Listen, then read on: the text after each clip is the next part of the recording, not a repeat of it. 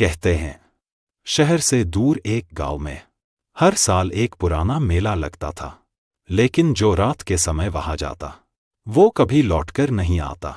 कहते हैं मेला सिर्फ अपनी आत्माओं के लिए खुलता है। आज की कहानी एक युवक की है जो उस मेला में रात के समय घुस गया।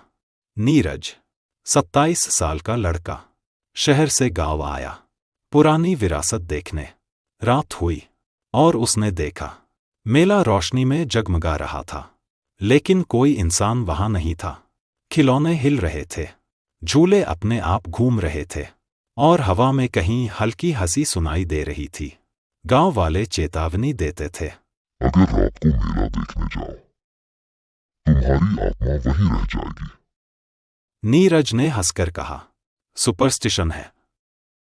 रात 1 बजे नीरज झूले के पास खड़ा था।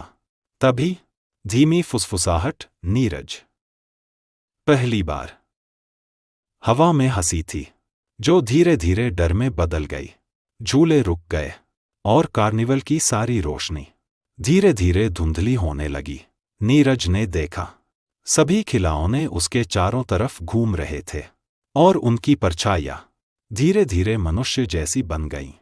फुसफुसाहट बढ़ी और आवाजें उसके नाम ले रही थी, नीरज, अब तुम हमारे साथ हो।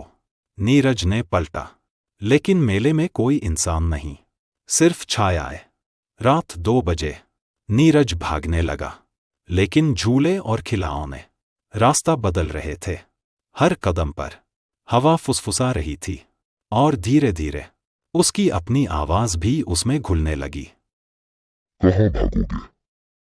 अब तुम हमेशा यही रहोगे।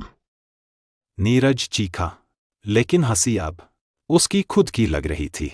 झूले और खिलौने धीरे धीरे उसके चारों तरफ घूमने लगे और उसकी परछाई धीरे धीरे खिलौनों जैसी बन गई। अब तुम मेले का हिस्सा हो। अगली सुबह मेला सामान्य लग रहा था, लेकिन खिलौनों में एक नई परछाई थी जो बिल्कुल नीरज जैसी थी।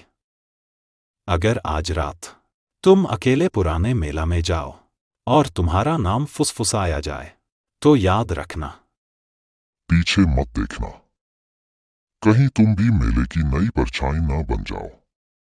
ऐसी ही खौफनाक वीडियो देखने के लिए चैनल को सब्सक्राइब करें और बेल आइकन दबाना न भूलें।